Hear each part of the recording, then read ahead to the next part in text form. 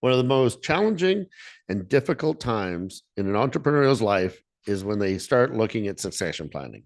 They want to scale back, they want to enjoy life, they want to spend more time with their family. And so, in this next episode, we have John Novachis, Senior Vice President of IPC, who has helped over 90 advisors, representing well over $7 billion of assets, look at and plan for their end succession. Hi, I'm Chris Reynolds, and I'm on a mission to help independent financial advisors build a better business through a remarkable client experience. In this podcast, you're going to learn how to do that from my conversations with the visionaries, the leaders, the independent advisors who are reshaping the future of the financial advice industry.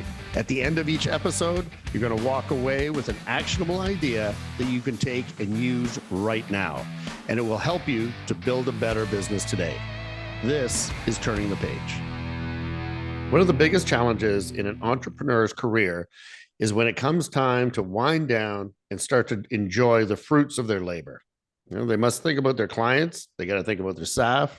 They got to think about themselves. They got to think about their family. And I can tell you from experience, I've sold my business, in fact, several times. And I've had these same anxieties and the same sleepless nights. I remember going through it. The questions rolled around in my head. How do I get the full value for the business I've built? How do I know that my clients are going to be looked after with the same love and passion that they're used to? What happens to my loyal team that helped me build this organization, this company? And how do I make sure that I extend the legacy that I've built? These are all great questions, and at some time in every entrepreneur's life, these questions are going to appear and over and over and over. And these questions need answers. So to help answer them today, I have my guest, John Novachis. And John Novachis knows more about succession planning and working with advisors and helping them really answer all of these questions, probably than anybody I know of in probably the entire industry. He's the executive vice president for both corporate growth and development at IPC. He's been with me for well over 20 years now. Him and his whole team have worked with independent advisors and helped them to look at their succession plan. What's next?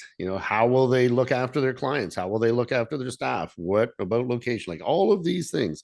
And he's been doing it for well over 25 years. In fact, he even did his MBA thesis in succession planning for advisors and what is now our corporate office program, which is Pinnacle. So, John, welcome to Turning the Page. Chris, thank you for having me. It's an honor, and thank you for setting such a great stage for the conversation we're about to have. I'm really excited to be here, and we've been together a long time, and I think it's 23 years that we've been together. I've had a great career at IPC, and it's been nothing but opportunity after opportunity. And you beat me to the punch in terms of, some change and some curiosity. And I think it was when both of my boys went away to university, I stopped coaching minor hockey and summer minor baseball. And all of a sudden I had this extra time. So I actually went back to school and right. Ended up doing my degree in business. And there's a lot of tools in the toolbox they give you in those programs. And what they ask you to do at the end of the program is actually put it together and write something meaningful about a business issue or opportunity or challenge. And that's what kind of led me to the curiosity of succession planning in the independent financial advisor business industry. And, I've had a chance to help a lot of entrepreneurial advisors over my years, help them grow a great business. And the purpose that I serve right now is helping them realize that great value they've created. Well, it's a great story. And succession planning for advisors is a huge issue. And demographics are driving. And it's not just, by the way, the wealth management industry. This is happening right across the board. The boomers who have built these great businesses are looking to retire. They're looking to, again, enjoy. They've worked hard. They now want to take it easy, spend time with their family. So maybe tell us a little bit about what's happening in the space, especially in the independent wealth management space. What's happening with succession planning?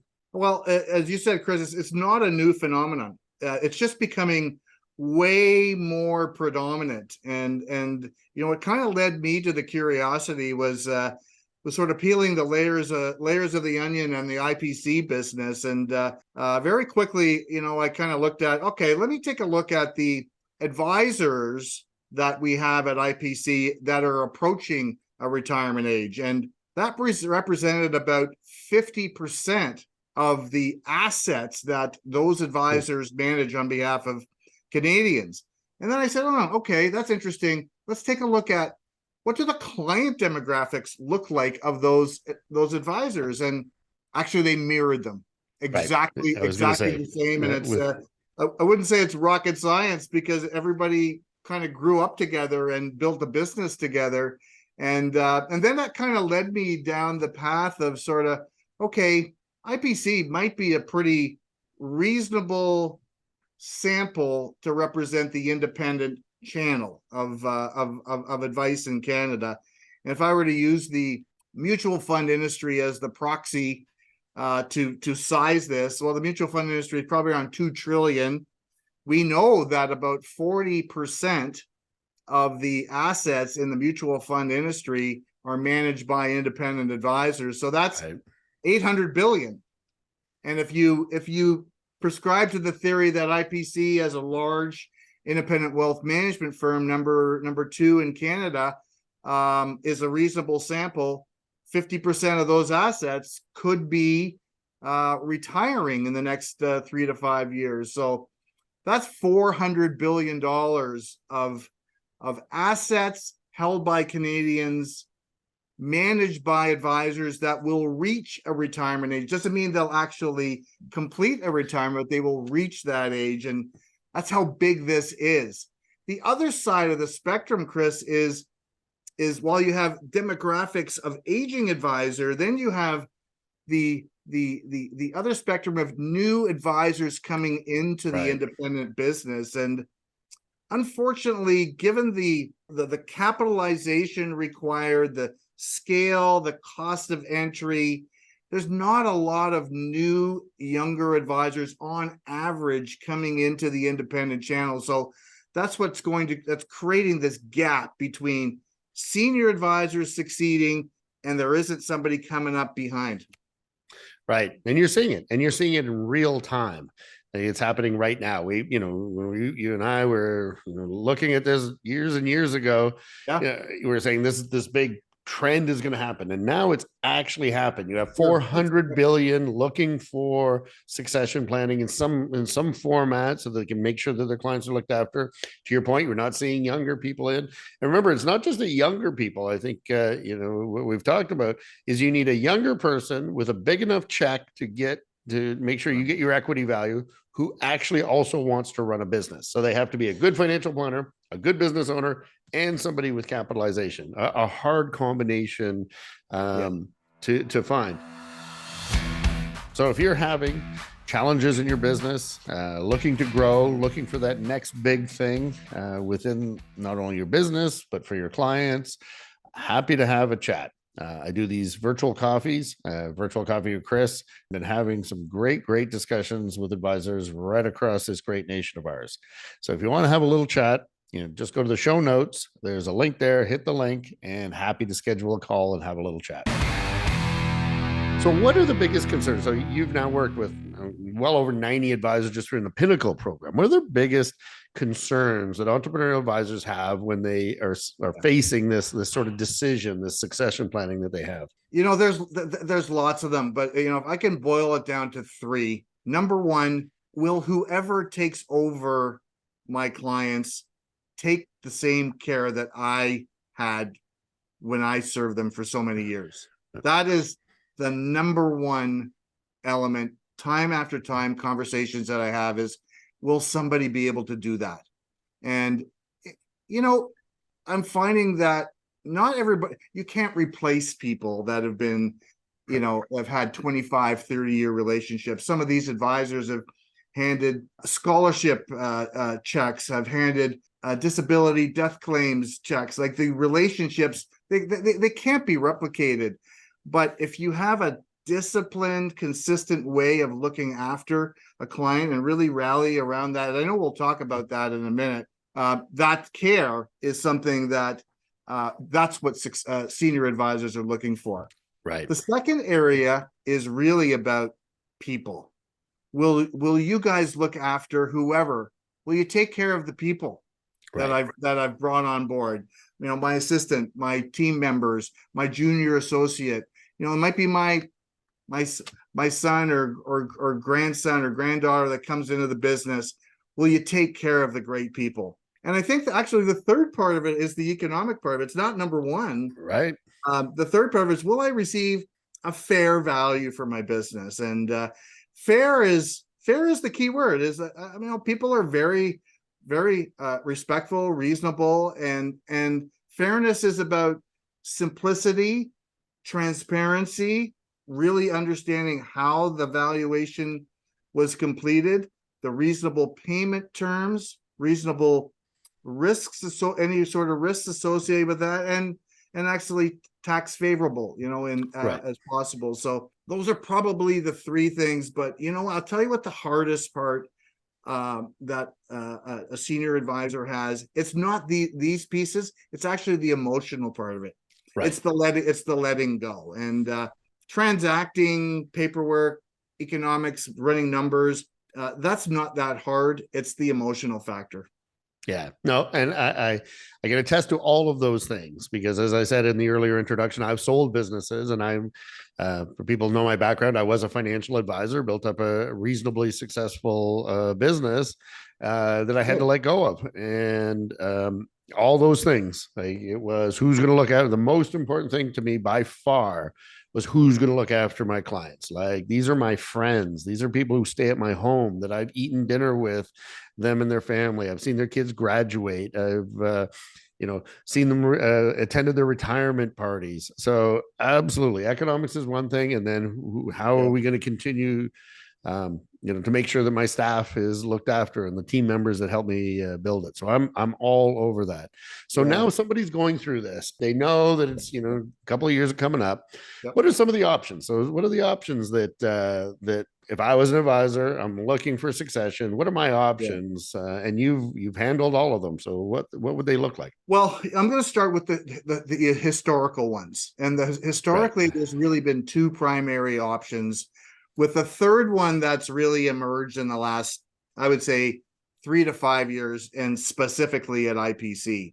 So historically, businesses have been transitioned from a peer to peer. So a senior advisor in the local town finds a peer, maybe a little bit younger, or somebody looking to get a little larger, then they form that peer-to-peer relationship and create a transaction that way. The second one is sort of that junior associate model, where a junior is coming in. It could be a next generation advisor as well. And I've seen, and because we've seen lots of really good transactions in those two options, and there will continue to be great transactions there. But there are risks. There are risks in those transactions, and I would say the risk is the one that you shared around capitalization. Is how long is it going to take to get my money? So if I have $100 million business that maybe produces $1 million of revenue, that business could be worth $3 million. And so how will that get paid out, on what kind of terms, over what period of time, and what kind of skin is in the game of the buyer in those two scenarios? And I've seen some of those fall apart really, really badly. But those have historically been the options. The newest option, and I kind of label it as the strategic buyer option.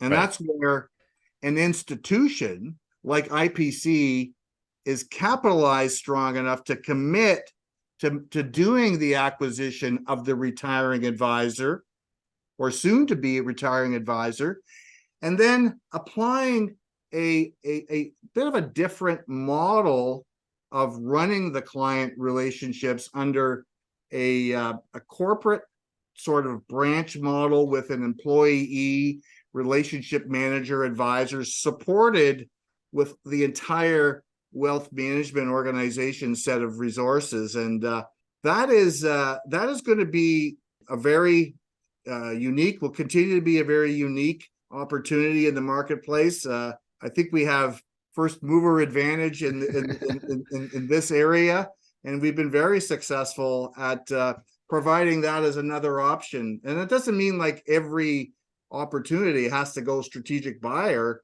but it's just another tool in the toolbox to sort of say, I could go this way, or this way. And I would say probably 3 to 5 years from now, there might be 3 more ways, right.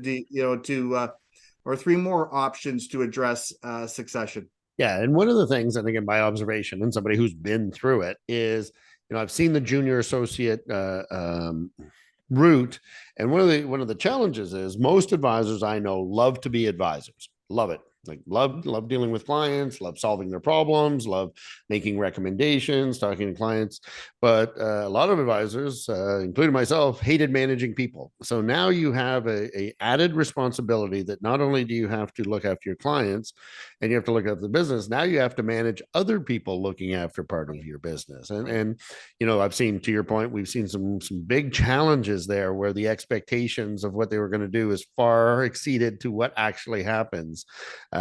So that's just another risk to look at as as entrepreneur advisors are looking at that. Now, there are other advisors, by the way, who just want to simplify their life. Right? They're like, what, just as I said, and I was one of these people. I just like seeing clients. Everything else, is sort of an annoyance to me. What I like doing is sitting in front of a client and helping them solve financial problems and giving them advice. I wanted to simplify my life. I wanted to get rid of all my administration. I wanted to get rid of the burden of running a business and continue to do what I loved. I just want to meet, help clients. What are some of the options if that was their objective? Let's say I didn't want to get out of the business right now. Let's say I had about 5-year time horizon and I still love what I do. I still have a lot of energy. Right. But I want more time to myself. I want more time for me to spend with my family, and I just want to do what I love. What does that look like? Chris, when we launched the first generation of the Pinnacle program at IPC, we only had one operating hypothesis, and that was advisors would seek to retire. They would monetize their business. They transition their client relationship to the successor advisor. And then they'd go off and travel and play golf and enjoy retirement. Right. We completed a lot of those transactions and we'll continue to do a lot of those transactions. But you hit the nail on the head that, there's emerging new concepts and ideas out there. And a new one emerged very early on in our first generation of Pinnacle. And that's where the advisor wasn't ready to step away from the business, but they looked to de-risk themselves from taking the value of their business off the table. Right. Okay. But they also had fire in their belly to continue on and grow the business, get rewarded for that growth, and monetize it again, all without the challenge of having to be the entrepreneur and be the CEO, be the CTO, the CCO, the chief marketing officer, et cetera, et cetera. And this is the predominant solution that we're seeing at IPC in the Pinnacle program is advisors wanting to go back to doing what they love, what they started to do, which is be in front of clients and delegate everything else. And that's where we opened up sort of our first sort of sleeve of a different approach to the Pinnacle model, where we have it, what's actually called the Pinnacle Growth Program, where the senior advisor can monetize their business today, get paid today for their value. They can delegate all of their operations, people, licensing, technology, compliance, all of that stuff is delegated to IPC in the Pinnacle program. The advisor stays on, and they participate in a base sort of salary, base guaranteed compensation. Right. They get rewarded annually for the profits generated on growth.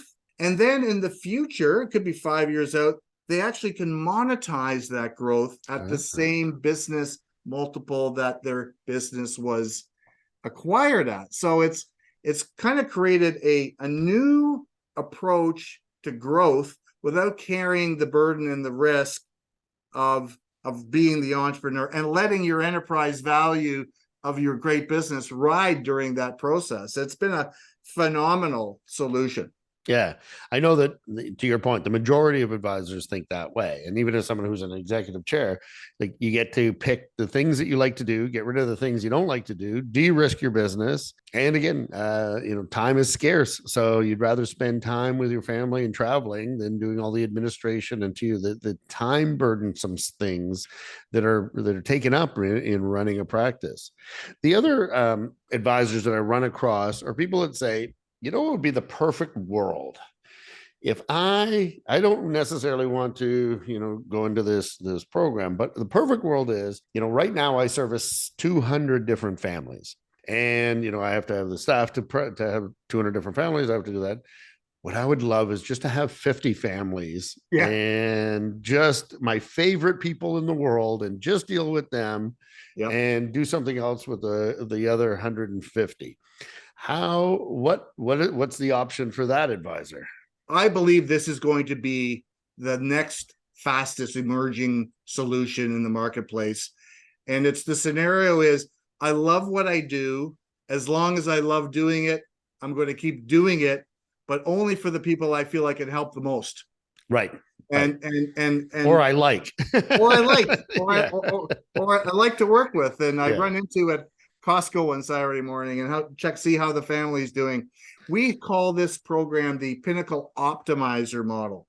And that's where that senior entrepreneurial advisor can say, hey, I'd like to work with these people only, and maybe find more like them. And I'd like to monetize the part of the business that I really don't want to work on, that might be time consuming, maybe not as profitable either, and do that type of a transaction. It could be in the Pinnacle program, or you could do it to a next generation advisor or a peer-to-peer, do it all at once. Or I'm even seeing it in tranches, in pieces where, hey, I might have $50 million of clients that I'm going to sell in 5 blocks of 10 over 5 years, and I'm going to just focus on the clients that I enjoy to work with. And the clients, they've enjoyed a great service, little to no interruption. There's cohesiveness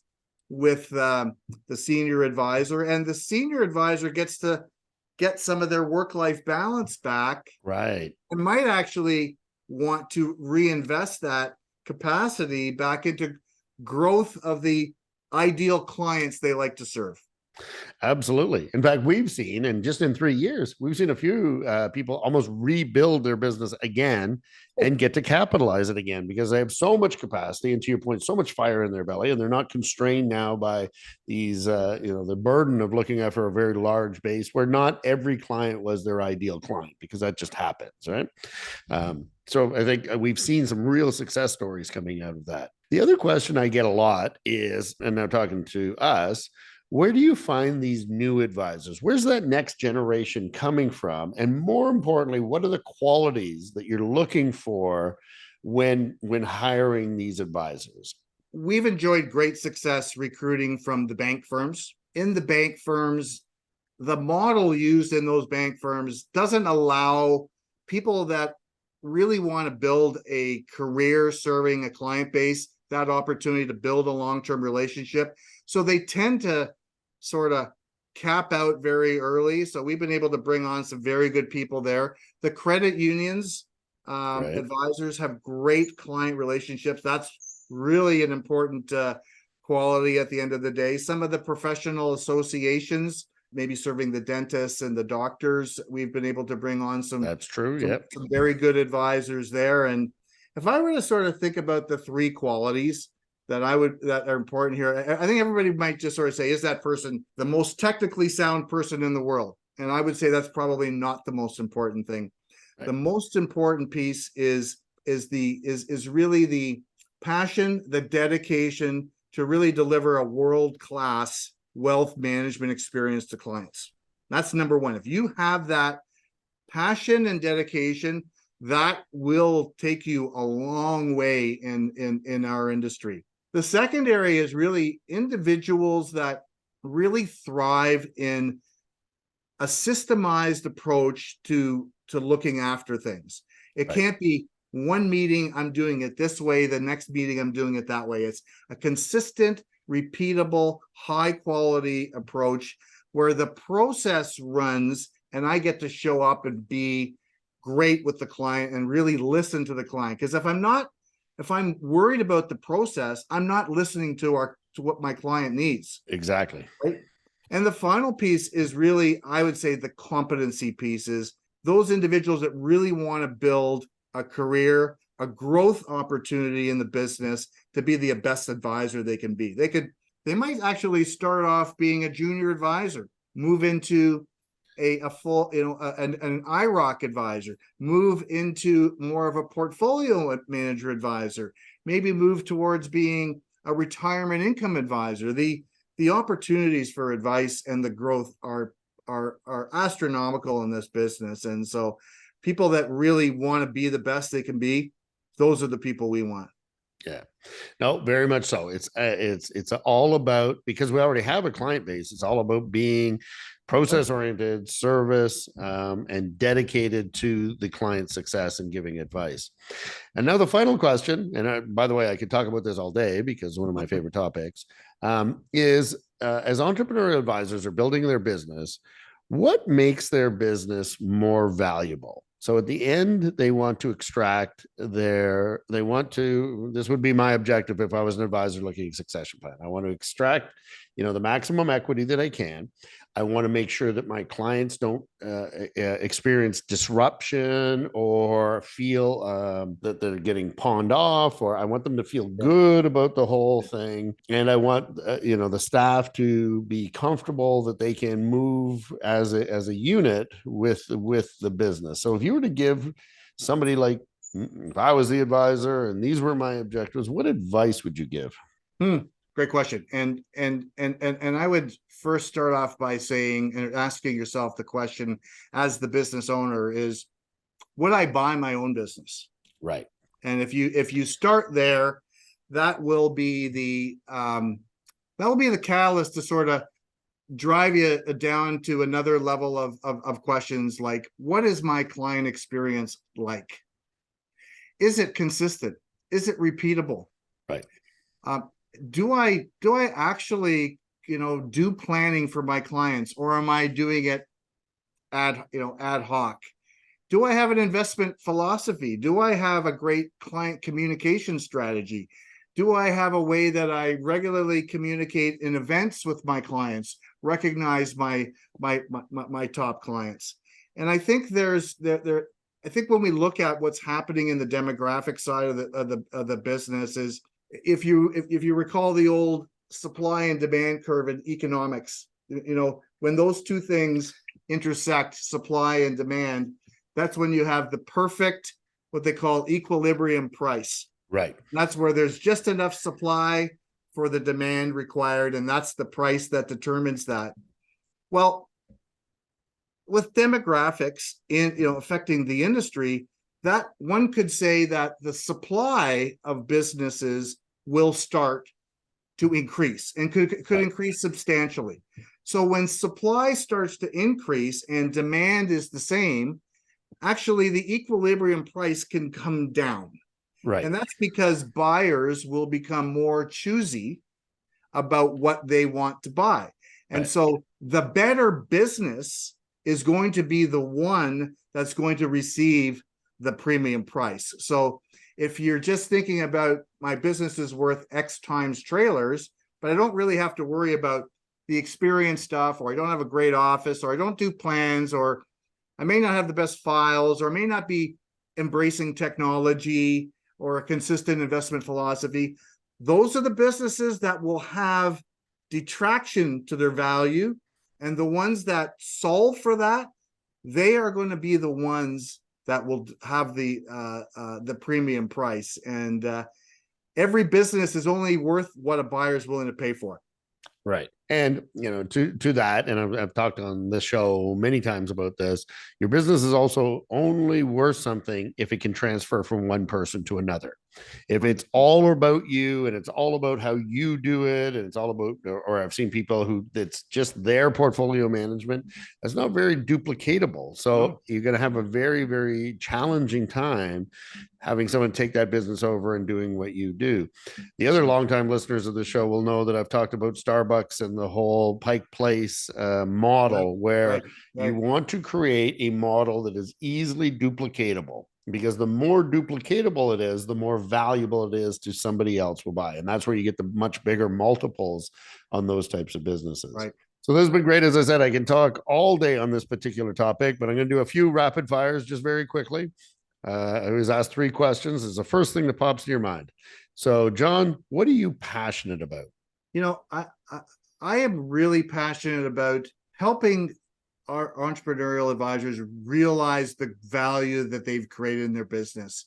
It's really been a new North Star for me, because I've seen them grow. I've seen the success. I've seen the challenge. I've seen the risks. I've seen great freedom that have been enjoyed, and to actually be there to say, not only have we helped and assisted you and been there during that period of growth, but now we're going to help you in the next phase. Man, oh man, that's a great North Star for me. That's very passionate. That is great passion. I thought you were going to say golf, but I'm going to go with that. So, That is golf. another part of it, but I'll never be good enough. I'll never be good enough to play golf and at that. So to be that passionate. The second question is, what's your most memorable client experience? What was that one of the person that you had just helped and you just felt so good about it? I'm going to say the one transaction that I did that involved a succession strategy with a next generation father and son team, where there was some family health issues. And that was a very trying time. And, we stood by and we supported that team through some very challenging times, and great outcome occurring where everybody's okay.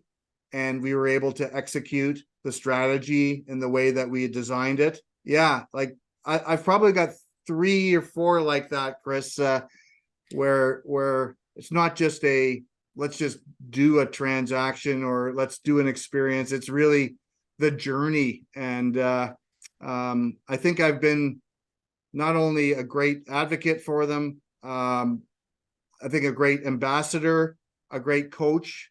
Sometimes you got to be a great coach along the way. Right.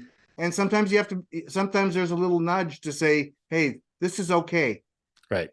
Other people have gone through this, right? You can do this, right? Yeah, Absolutely. And yeah. in fact, I know the person you're talking about. It was a very special time. And the last thing is, how do you want to be remembered? I think I want to be remembered as, a guy that, you get what you get with him. He's not phony. You may like him, you may not like him, but you always know where you stand, and treats people with respect. A family man, and somebody that hopefully their children grow up to be even better. Well, I'll certainly remember you that way, John. So, in my little rant, as I said, this is an incredibly important topic because it's an incredibly important time of an entrepreneurial's life. It's you've started these businesses, you've created value for your clients, you've created an environment for your team, and at some point you do want to enjoy the fruits of your labor. Time is short, and you want to spend it doing the things that you love to do, and you want to get rid of the things you don't. It takes a lot of thought. It takes some very good questions, and looking for answers. And so hopefully we've provided some of the answers on this show. John, you're always a very great resource. As I said, you've helped at least 90 advisors I can think of, probably more, go through this process. And it's not an easy process. And so that's why certainly we're there to talk anyone through it. John Novachis, Senior Vice President of IPC, talking about succession planning. Hopefully we will continue down this track and continue to talk about this topic, which we know is so important for entrepreneurs. So thank you, John. Thank you, Chris. Thanks for joining me on Turning the Page. What did you learn from today's episode? If you follow me on LinkedIn, please drop me a comment there. I'd love to chat with you about it over a virtual coffee. Send me a message on LinkedIn, or you can do so at our website. The link's in the show notes. I'm Chris Reynolds, and until next time.